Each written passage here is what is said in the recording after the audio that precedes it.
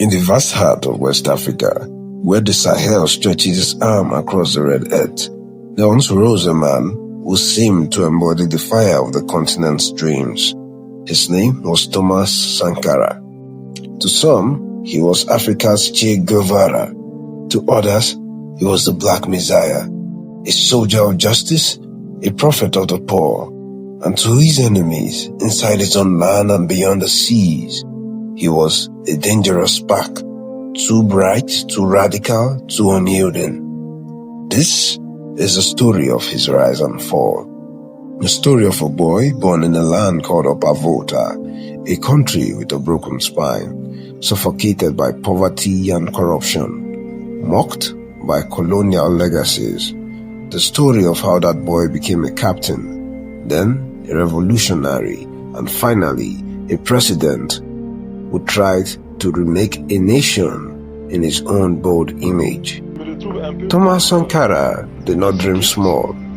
He dreamt of self-reliance, of dignity, of women standing tall beside men, of children with books instead of hunger, of farmers who could feed themselves, of Africa rising unchained from the West's grip. But dreams, when they threaten the order of the powerful, can become dangerous, and dangerous dreams often call forth betrayal. On October 15, 1987, guns roared in Ouagadougou. A hail of bullets ended Sankara's life, but not his idea. For though the man fell, the dream continues to haunt, to inspire, to challenge. So let us begin. Let us walk back to the beginning, to the small boy who would grow into the storm called Sankara. Thomas Sankara was born on December 21st, 1949 in Yako, a dusty town in the north of what was then French Upper Volta. His father was a gendarme, a man tied to the colonial administration, strict but dignified. His mother carried the warmth of tradition. Thomas was one of the many children in the mother's household, but from the start, he carried a sharpness in his eyes. He grew up in the years when African colonies were shaking off European chains. Ghana had risen under Kwame Nkrumah in 1957. The winds of independence were sweeping across the continent, and in 1960, Upper Volta too claimed its flag. But the flag alone did not bring freedom. The country remained shackled, a poor land with little to call its own, ruled by elites more loyal to Paris than to their people. Young Sankara went to school in Bobo-Dioulasso and later in Ouagadougou. There, teachers noticed his brilliance. He devoured books, history, philosophy, Marxist texts, revolutionary biographies. He admired the stoic simplicity of Mahatma Gandhi and the fiery anti-colonial stance of Nkrumah, the discipline of military figures, and the fiery courage of Che Guevara. But he was also a child of the Sahel, watching hunger, drought, and colonial arrogance with his own eyes. Those images cut into him. Where others grew accustomed to despair, Sankara grew restless. He believed change was possible. His parents nudged him towards the priesthood, but he chose another path. He entered the military academy of Kadiogo in Ouagadougou. There, the new world opened. The barracks, the drills, the sharpness, the discipline. Yet, unlike many soldiers, Sankara did not close his mind to book. Even in uniform, he carried novels, political essays, revolutionary manifestos. At the academy, he met men who would later become comrades and betrayers. Among them was Blaise Compaoré, who became his closest friend, almost a brother. They bonded over music, ideas, and the desire to see a new Africa. From Upper Volta, Sankara was sent for further training in Madagascar, And it was there, amidst the uprisings of 1972, that he witnessed firsthand the power of people in the streets. Students rose, workers protested, and the old order trembled. He studied Marxist theory more seriously and began to see the military not just as a tool of the state, but as a possible engine of transformation. When he returned to Upper Volta, he returned with sharpened eyes. He was no longer just a soldier. He was becoming a revolutionary. Through the 1970s, Sankara rose through the ranks of the Voltaic military. His charisma and intelligence made him stand out. He trained as a paratrooper, mastering the art of discipline and courage. His men admired him for his simplicity. He shared meals with them, rode bicycles, refused privileges. But it was also in this period that Upper Volta was sinking deeper into corruption. The government was a revolving door of weak leaders, military coup, and puppet administrators. Foreign aid flowed in, but little reached the people. Hunger stalked the countryside. Sankara began to speak openly, challenging not only incompetence, but the very structure of society. He was appointed to government posts briefly. Minister of Information, later Prime Minister. In these roles, his style was different. Fiery, blunt, unafraid to call out imperialism. He denounced dependency on France, criticized elites for living in luxury while peasants starved, and called for true independence. His speeches electrified the youth, but unsettled the ruling class. France grew weary. Local elites whispered against him, yet his popularity only grew. He spoke with clarity, without jargon, with the simplicity of a soldier and the conviction of a prophet. By 1983, the air was thick with unrest. Blaise Compaoré, his trusted friend, helped organize. On August 4, 1983, a coup brought Sankara to power. He was only 33 years old, and thus began the rise. When Thomas Sankara seized power, he declared it was not just another coup, it was a revolution. He renamed the country. No longer would it be Upper Volta, a colonial name tied to the Volta River. Instead, it became Burkina Faso, the land of the upright people. Its citizens were to be known as Burkinabe, men and women of integrity. This was not mere symbolism, it was the opening drumbeat of transformation. Sankara launched programs that touched every corner of life. He slashed government salaries, including his own. He sold the fleet of Mercedes-Benz cars used by officials and replaced them with modest Renault, the cheapest cars in the country. He lived simply, refusing the air-conditioned luxuries of power. But his vision was larger than symbolism. He launched mass vaccination campaign protecting millions of children from measles, meningitis, and yellow fever. He invested in schools, calling education the weapon of the revolution. Literacy campaigns spread across villages. For women, he was radical. He banned female genital mutilation, forced marriages, and polygamy in the military.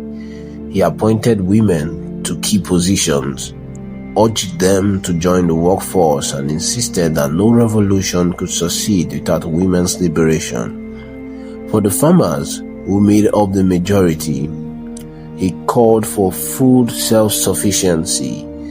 He urged the people to consume what we produce and produce what we consume. Imported luxury food were discouraged. Instead, the Burkinabe were to eat their own sorghum, their own millet, their own maize. Forests were being swallowed by desertification. Sankara ordered millions of trees to be planted, seeing the environment not as luxury but as survival. Roads, railways, and housing projects sprang up through mass mobilization.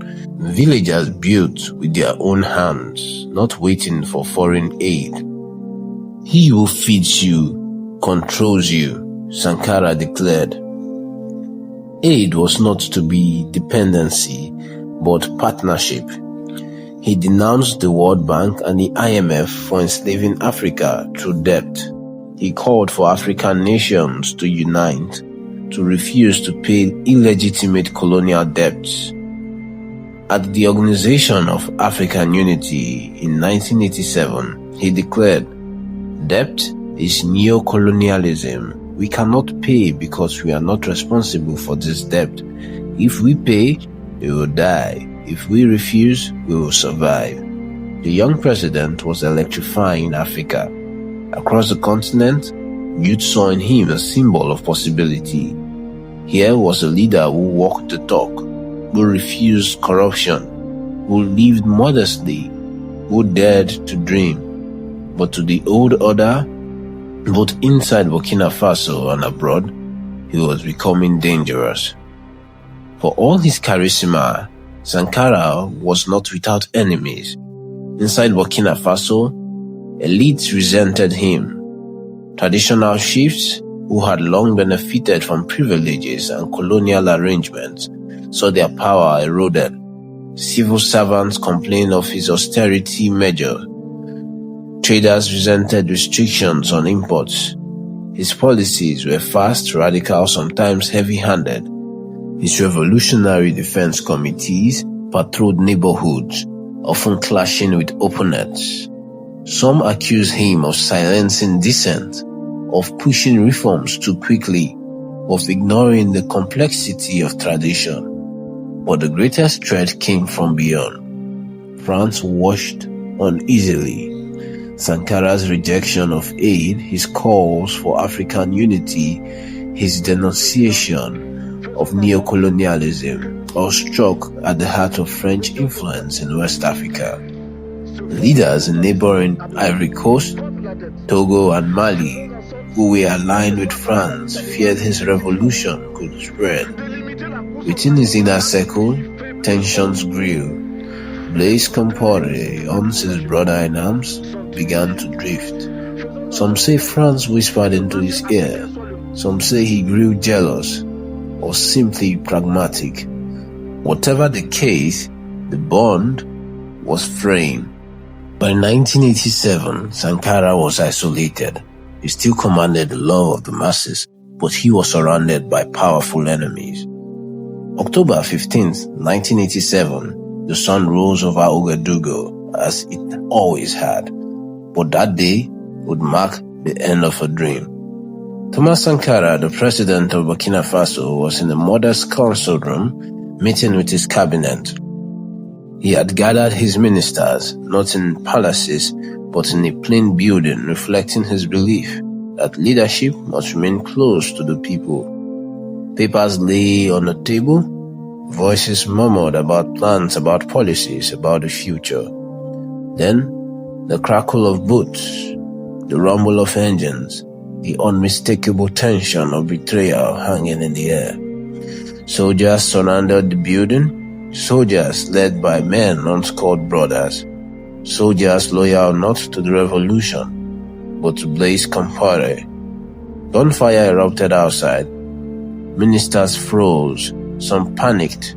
The young guards assigned to the president readied themselves, but Sankara, calm as a man facing destiny, raised his hand.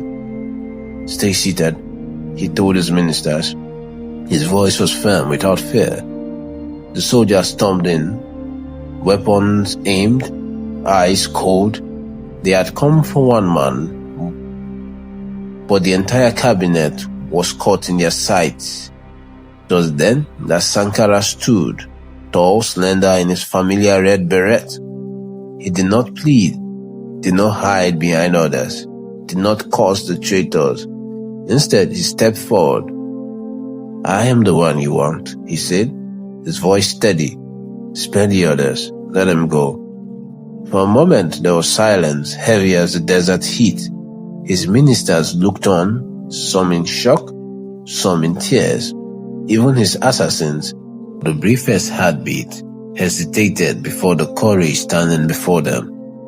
But betrayal does no honor to mercy. The rifles backed. A storm of bullets tore through the room. Thomas Sankara, only 37 years old, fell where he stood. Alongside him, 12 of his comrades also perished, despite his plea to save them. Their bodies were quickly gathered, buried in secret, denied dignity, denied farewell. By nightfall, the news was spreading. Sankara, the soldier who had renamed the nation, who had called Africa to rise, who had dreamed of justice and dignity, was dead. His closest ally, Blaise Compaoré, seized power, justifying the coup with claims of pragmatism, of correcting Sankara's excesses, of restoring stability. But for the people, it was betrayal carved into the nation's heart. Mothers wept. Youths who had found hope in him felt the sky collapse. Across Africa, word spread like wildfire. The lion of Burkina Faso had been slain by his own pride. Yet, even in death, Sankara's final act revealed the man he was. In the face of gun, he offered himself so others might live.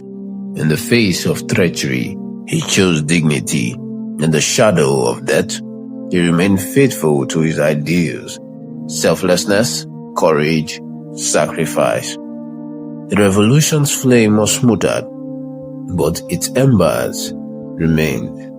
For though they buried his body in silence, they could not bury his voice, his example, his dream. They buried him in haste beneath earth that would not be allowed to cool beneath a nation's mourning.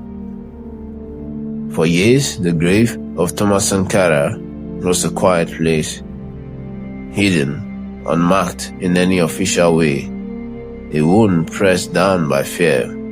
But even silence has its rebels. In the first nights after the killing, when the capital's lights still flickered with confusion and despair, people moved like ghosts towards the place where the body had been laid. Not all could speak.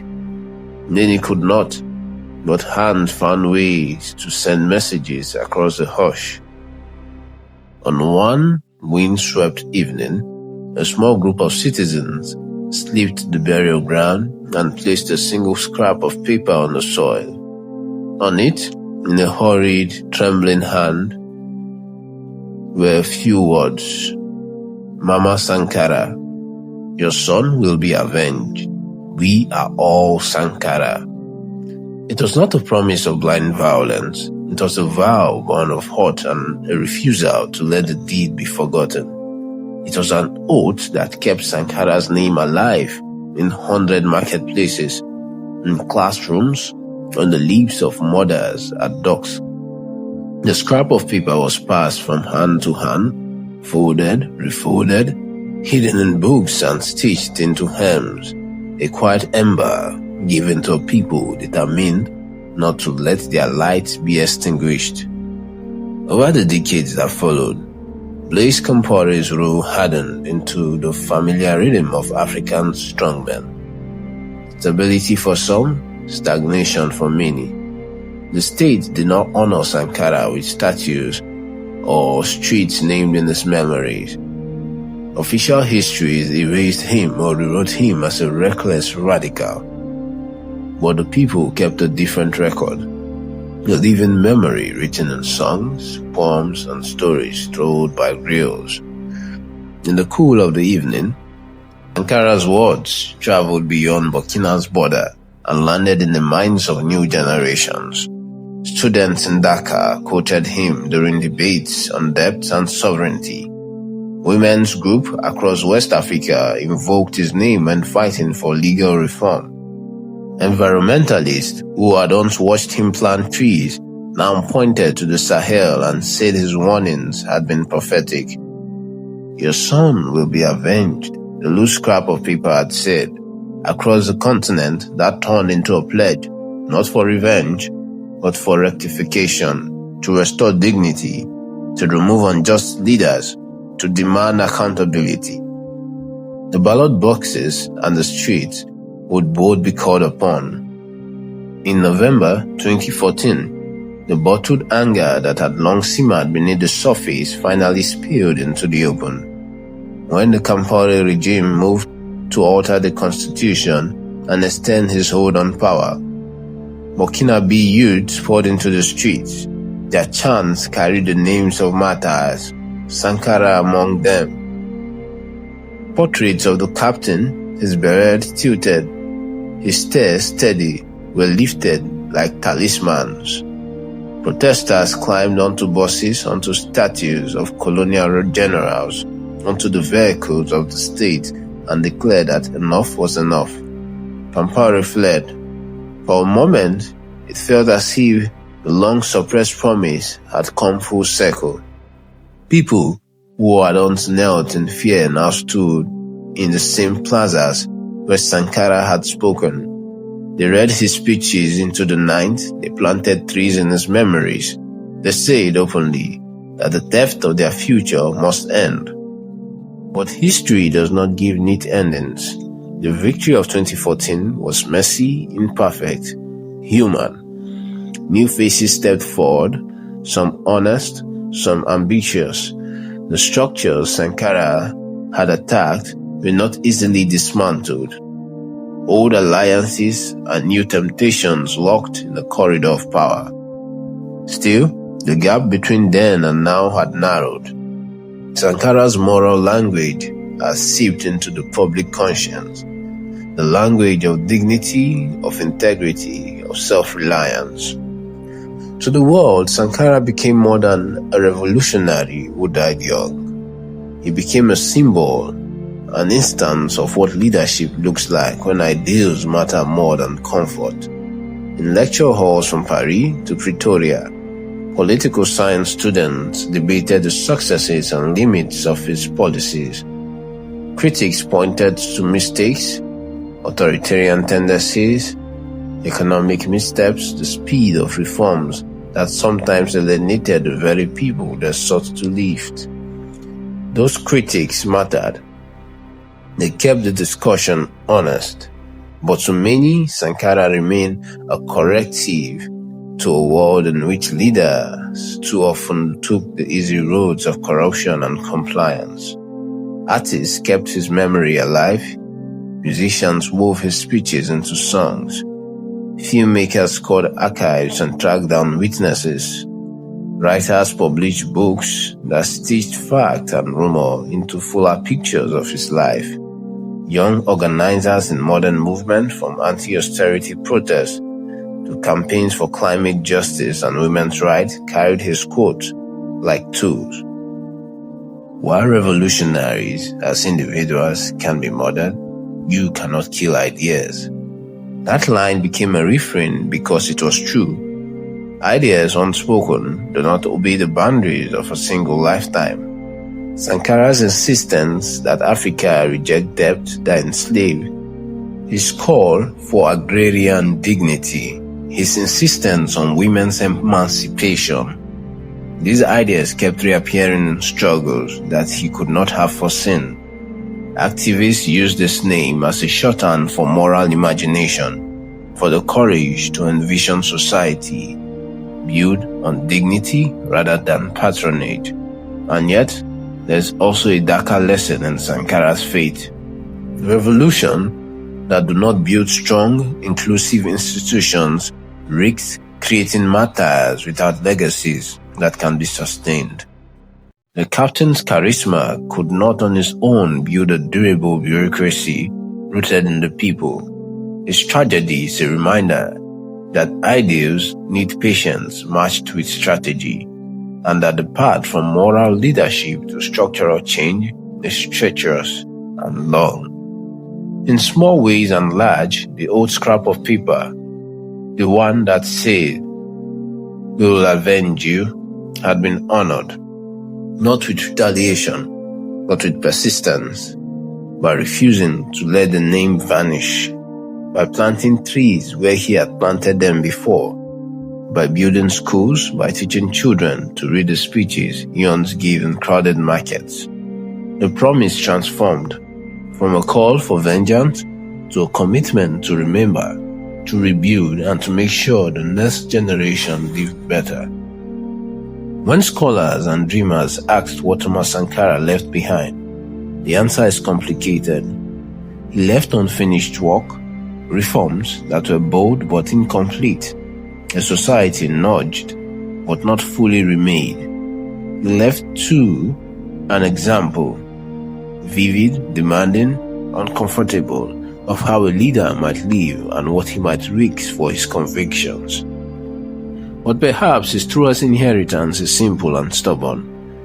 That one man, a captain from the Sahel, could speak plainly to his people and summon them towards dignity. He proved that leadership could be remedial, sacrificial, and audacious all at once. And in a world that still prizes convenience over courage, his life remains a rebuke and an inspiration. So the story closes, not with a period, but with a brace, an invitation. The note left on his grave, "We will avenge you," was never a call for blood alone. It was a vow to keep alive the work of justice, to keep planting trees, to keep teaching children, to keep saying that the people deserve leaders who serve. That vow continues in protest, in poems, in classrooms and community gardens, in the heart of those who still look to the horizon and dare to call it theirs. Thomas Sankara is gone. His body is under the earth, but his words are wind across the Sahel, and his ideas walk unchained through generations yet to come. Le jour où vous attendez que Blaise prépare un coup d'État contre vous, ce ne sera pas la peine de chercher à vous y opposer, ou même de me prévenir. Ça voudrait dire que c'est trop tard et que ce sera imparable. Il le connaît tellement de choses souvent que personne ne peut me protéger contre lui s'il voulait s'attaquer à moi. Il a contre moi des armes que vous ignorez. Donc, s'il prépare un coup d'État, il faut là être vraiment fataliste. Il faut se laisser aller. C'est imparable. Mais au fond de vous, vous ne pouvez pas imaginer qu'il puisse reparler. Non.